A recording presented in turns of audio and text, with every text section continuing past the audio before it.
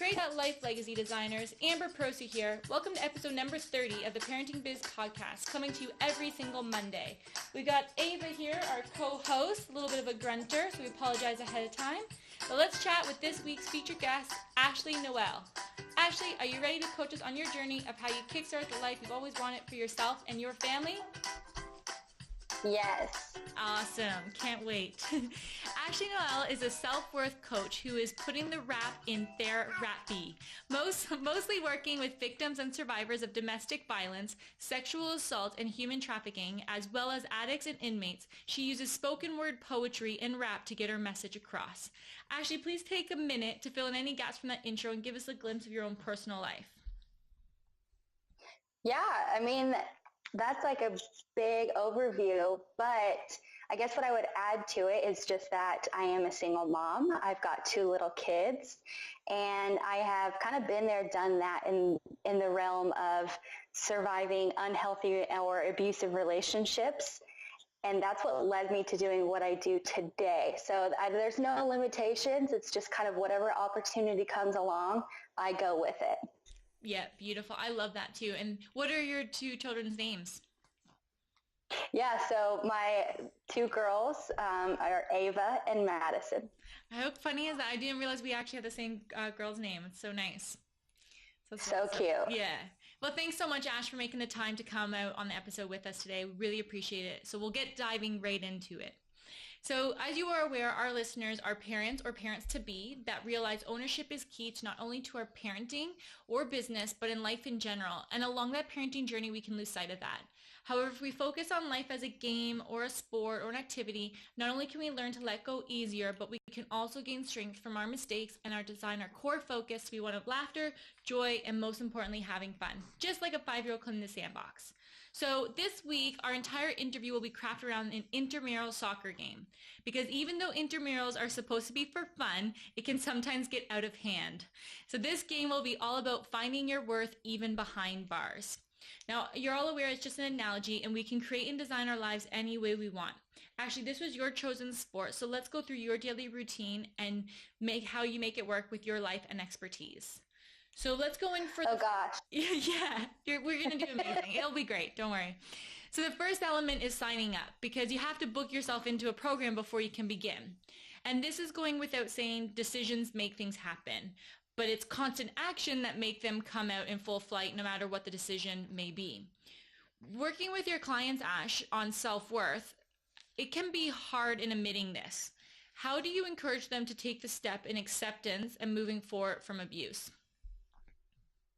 Yeah, truly, that's the hardest part, because people who don't believe in themselves or they don't think there's an issue, they're not going to put the money into it. They will spend money on every other little thing and put themselves last because they're just like, no, it's fine. I'm not going to do things for myself.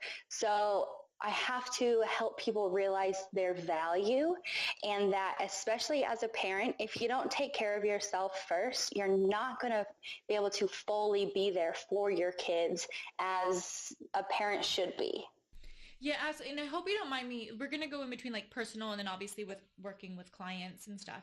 How did you finding your own worth being a single mom and going through the abusive experience that you have? How did you find that?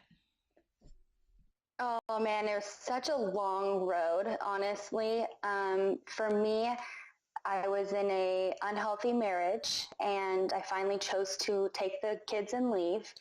And after I did that, we moved in with my parents, and I had to start over. And so I felt like absolutely nothing. I hated myself. I hated my situation. I was made to believe that I was just like an embarrassment to be seen with physically. And I just had a lot of mental issues and depression and anxiety over things. So for me to find my self-worth again, while trying to make sure it's not affecting my children so much, I ended up deciding to go back to school. I had to drop out a lot of friends that just were bringing in negativity, or anyone who wasn't choosing to support me on whatever path I was going on. and just really, and I believe in God. So church was a big thing for me as well. It takes a lot. I had to try new things and get out of my comfort zone. Do you remember when there may have been a big turning point in your life where you made that decision to get out of the healthy relationship or unhealthy relationship, like to make that move? Do you remember a big turning point of when you said this is enough and I'm going to make this happen and not look back? Yeah. So actually, can I talk more about church stuff? Yeah, go ahead. Yeah. And honestly, okay, yeah. I'm sure our audience is, that there's any believer, I don't go to church personally, but I do believe there's a higher power. And I'm sure any one of our listeners believes there's something up there, a creator of some sort. So yeah, that's fine. I'm happy with that. Okay. Yeah. So I'm actually LDS, which is Mormon. And I mean, our marriage was so rocky that we were fighting all the time, and we would always just threaten divorce. That was like the thing to say to each other. And it was just like a horrible thing. But year after year, I take marriage very seriously. So I tried very hard on my end to, my parents, I kept saying, like, should I go? Can I come back home, move in? Will you help me out till I get back on my feet? And they always supported me, but they said to make sure that I did everything in my power to save my marriage and my family before I left, so that when I did leave, I had no regrets. And so I kept, every time they would say that, and they were extremely supportive, but they would say that, and I'd be like, okay, maybe there's something else. Maybe there's more time, right? So I was hoping things would change. And then eventually it was in a church situation where I went to pray about my marriage. And I literally just asked, is this the time to go? And I heard very strongly, go. And I was like, okay, wait, like, why would Heavenly Father be telling me to go, like, break up my family? Like, this is so hard for me. I don't understand. I mean, of course I knew all the reasons, but I was like, really?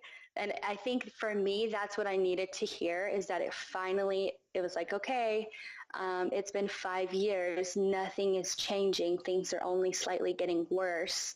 So you either stick it out and deal with it or go. And that's what gave me the courage. And literally I was packed up and out of there 3 days later. Awesome. And then I'm sure you haven't looked back? Nope. Yeah. Awesome. No, that's brilliant. And how have you found that it's a turning point for your clients, especially because your expertise is in multiple different facets, which I'd love for you to share exactly what you work on with your clients with incarnation and abuse and addictions, just to elaborate a bit further. But what's the turning point for a lot of clients, or how do you help them to get there to make that decision of accepting it and moving on? So let me think about this for a second. When it comes to like abusive relationships, the average person, it actually takes them 7 times to leave their abuser. And you have to realize that there is a time and a place for everything. And if your partner is, physically abusive or threatening you, or they're keeping you there because they have money, children, or certain things that they are threatening to take away from you, then there's clearly an appropriate time to leave. And then times where it's like you can't go, it's not safe. So the first thing with those people is just recognizing, okay, what's your situation? Is it safe to go? Do you have a backup plan? How serious is this?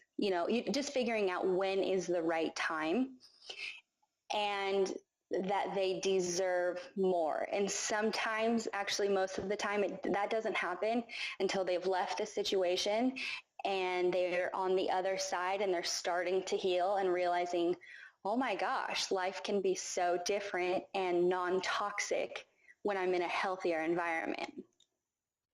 Absolutely. And I think that's a really great leeway into our next element, which is showing up and practicing. Because if you've ever been on Intramurals team before, practice isn't really a priority for many of the teammates, which can be frustrating for those who may be taking it a tad more seriously. So part of your coaching, how do you help clients keeping that new belief of themselves at the forefront of their mind?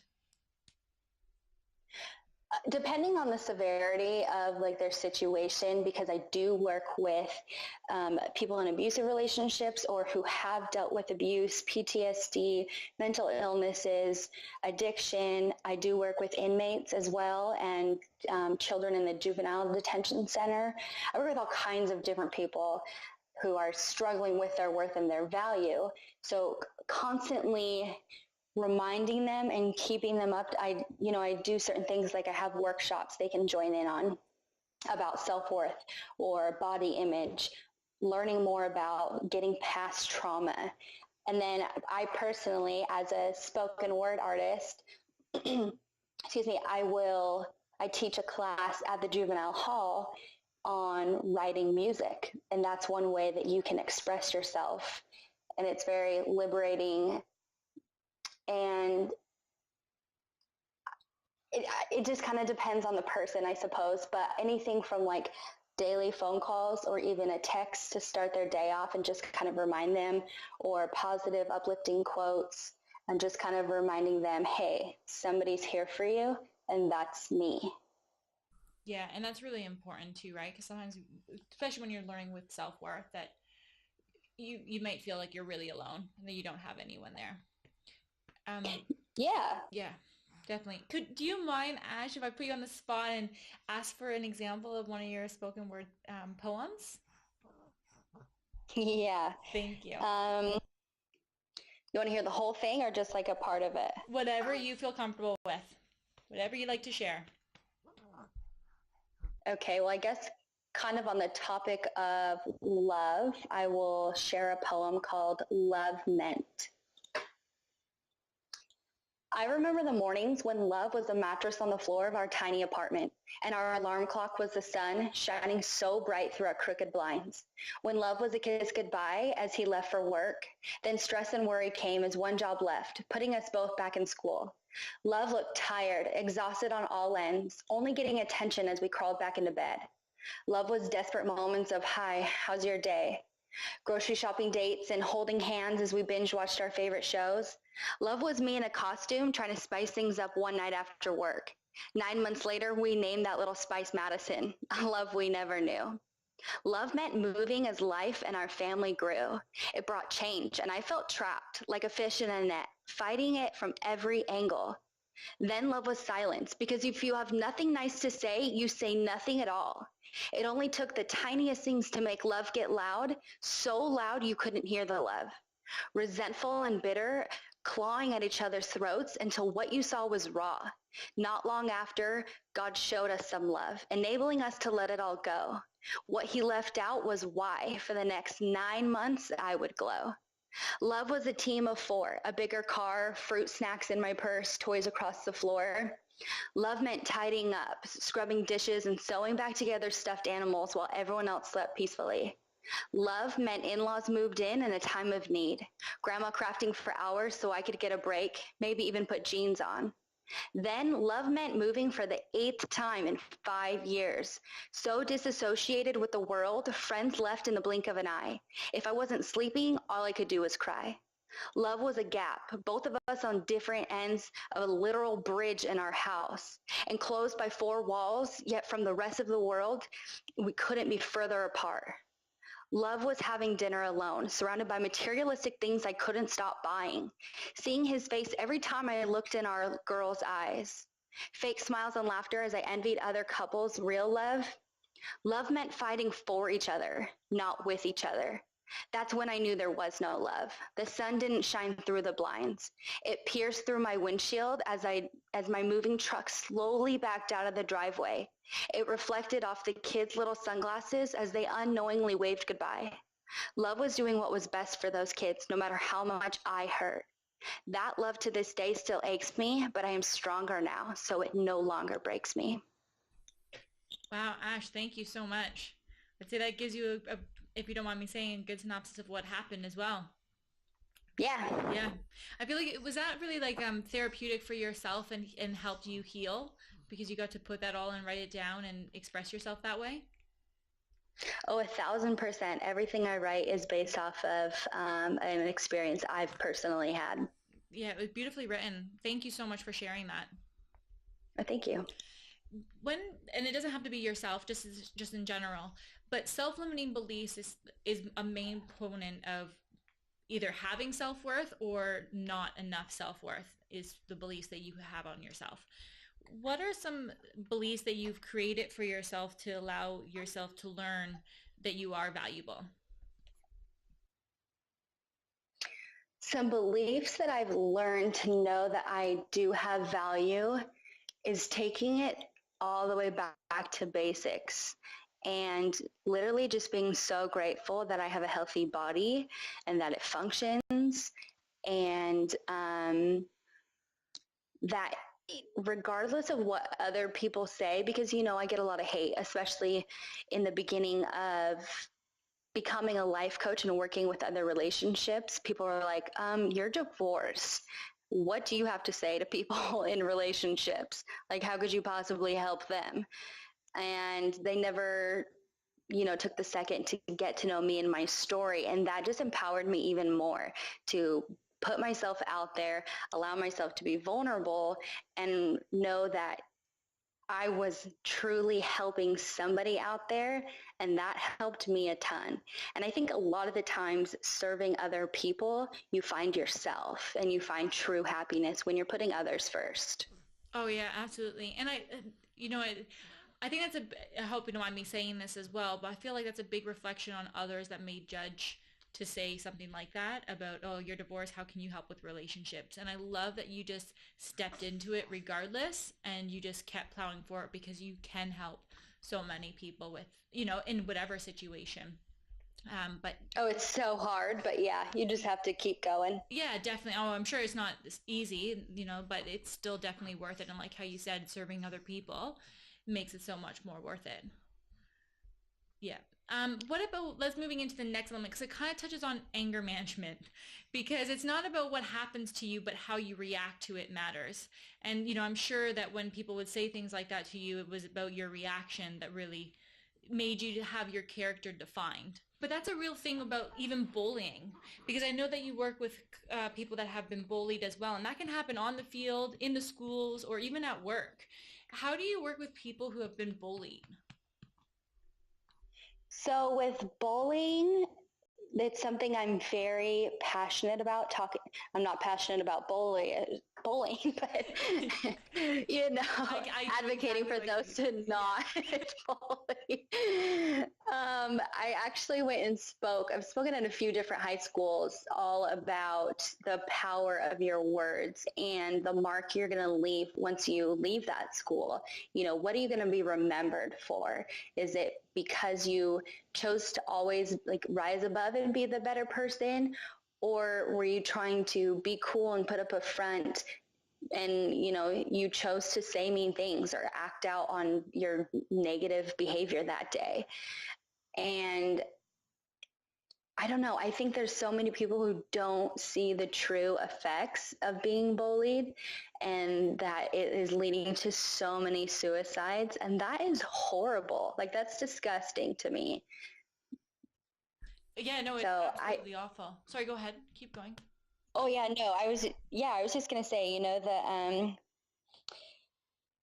honestly, you know what? I forgot the question at this point. That's okay, no problem. I was just going to ask how you work with people being bullied, but I love that you actually go to schools and talk about it, because I think it's vital, especially kids learn about bullying, because I feel like sometimes they don't know what they're doing, or how you said words are so powerful, but what they're saying is actually impacting other people in a way that they probably have no recognition of. Right. I mean, there definitely is a ripple effect. Yeah. And I feel like, how have you helped parents? Because I feel like it also comes from the home environment too, to teach that to our children as well. I think starting with our youth and working our way up to kind of build up that generation can make a huge impact. So actually currently right now I am a part of a camp that my children are in, even though they are so young, and it is called Growing Peace Camp. And it sounds so hippie and just kind of like really silly, goofy, but it is amazing. And it's all about knowing your worth and your value and being at peace with yourself and your body and how you look. And then being at peace with friends, like how to just make friends and keep them and respect other people, even if you have different views. And then respecting your community and learning to recycle and like all these just different things, and like a pay it forward kind of act of service that they do. There's so much that they learn, and I think it's so crucial when you're talking to your kids about all these things and putting a stop to it. Like when you notice that your kid may be a bully or maybe saying something that could hurt people's feelings. Like my 6-year-old, she's hilarious. And, kids are very blunt. They have zero filter. They don't always realize that it can be really hurtful.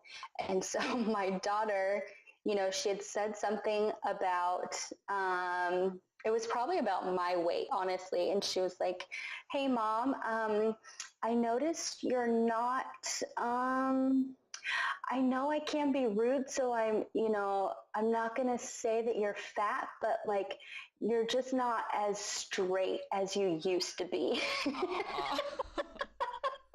And I died laughing. I was like, "Straight?" She's like, "Yeah, when you're just like skinnier, you're just straighter." I thought that was so funny, but I was also just so grateful that, she realized even at 6 years old, that's not okay to talk about people's bodies or to say that somebody's fat, and that, it's the inside that really matters and those kind of things. So slowly working with them, even at a young age. Yeah, no, that's beautiful. And I think it's so nice and refreshing how honest kids are, because don't you want them to keep that all the way through life, right?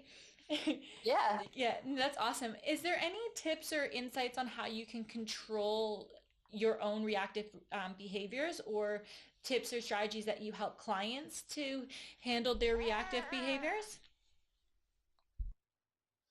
So when it comes to like anger or acting out, a huge thing is just being mindful.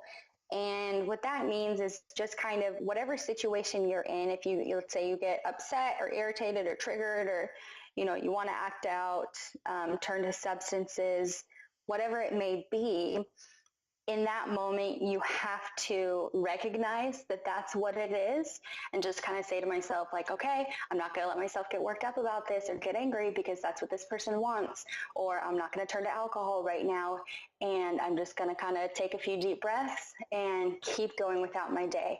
Because if you allow it to like take over your mind and consume you, it will very easily not just ruin moments or minutes, but it can ruin your entire day. It can ruin weeks, friendships, family stuff.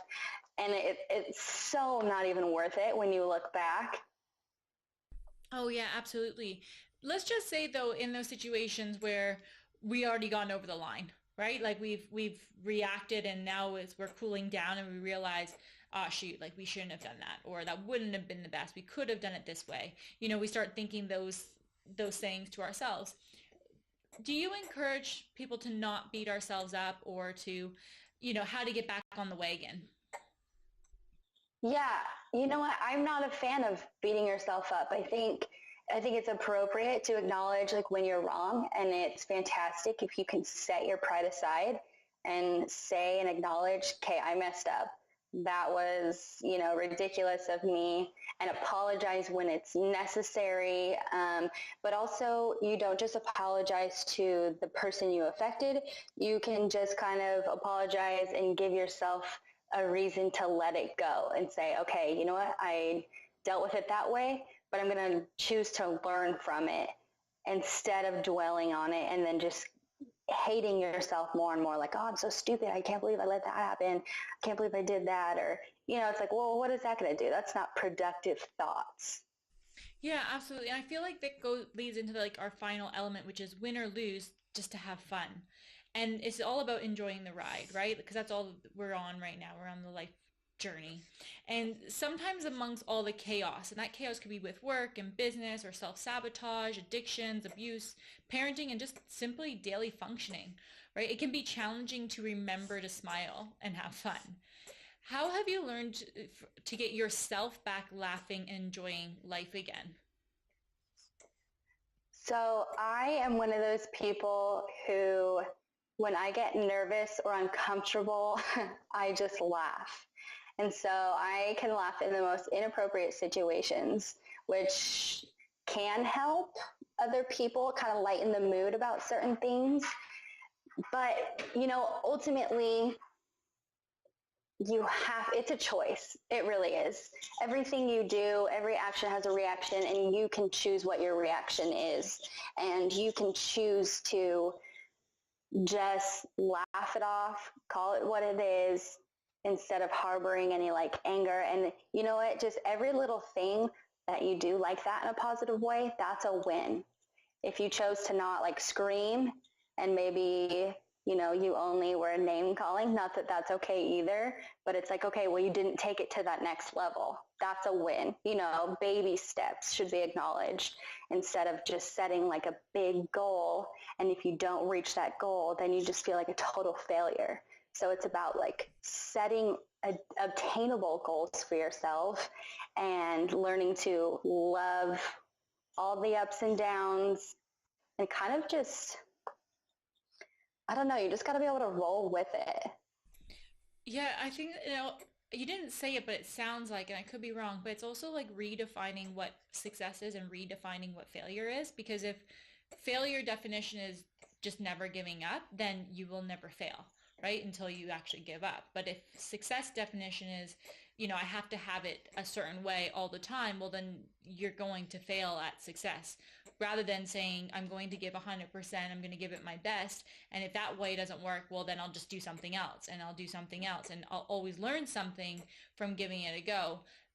Then you're always going to succeed. You're never going to fail because you're always going to learn and improve and give yourself that pat on the back while you're learning along the way, rather than putting that pressure on yourself that it has to go a certain way either.